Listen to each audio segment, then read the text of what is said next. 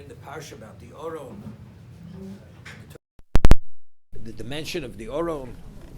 The Torah tells us that the Oron should be made from acacia wood.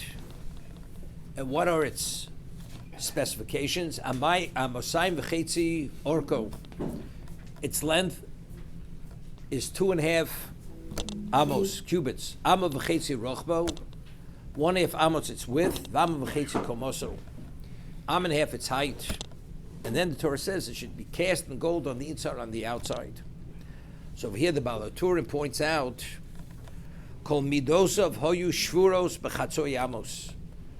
In regard to the width, the height, the breadth, we find that the measures are broken measures. It's not a complete amo, it's half amos.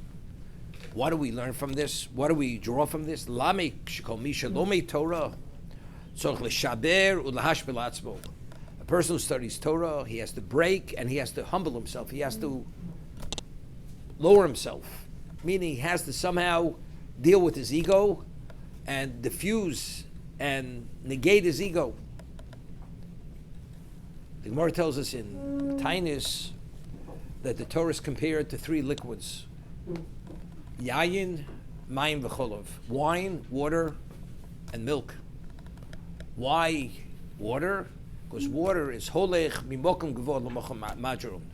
It flows from a high, elevated location or low location. Therefore, in a Torah, niknis el misha daitu shvelo.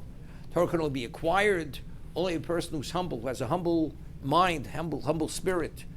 Or there's another expression, ein Torah miskayemes. It can only be retained. You can only be the repository of Torah, misha daitu shvelo. If you have that low sense, that humility, then you're able to retain the Torah, to be its repository.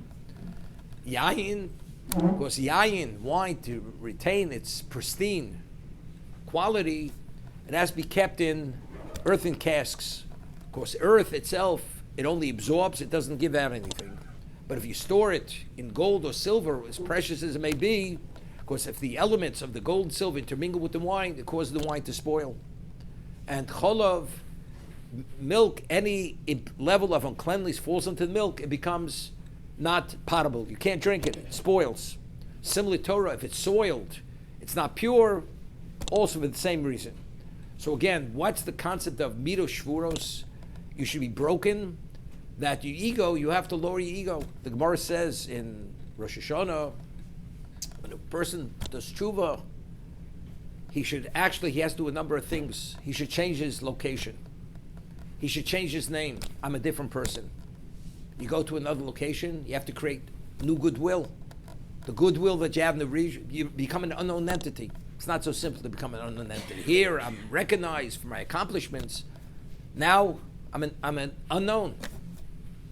One has to swallow. That humbles the person. And through the humility, that will bring about a level of tshuva, because then you understand you have no entitlement. You never had a right to take whatever liberties you took to make the mistake. When you made the mistake, when you crossed that line. So again, it's daito shvelo.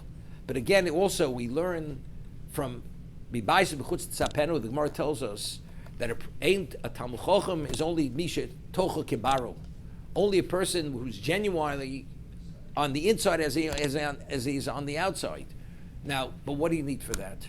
To be fully consistent, you need humility. It's easy to display that you're a special person. You're acknowledged, you're valued, you're honored.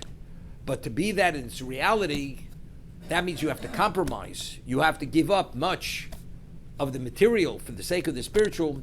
That takes humility, because there's always what about me. So it's communicating the same concept. Tocha kebaro is dependent on what? On one's level of humility. And one only compromises if you have a sense of entitlement, but the moment you're humble, that sense is not there and you do the right thing.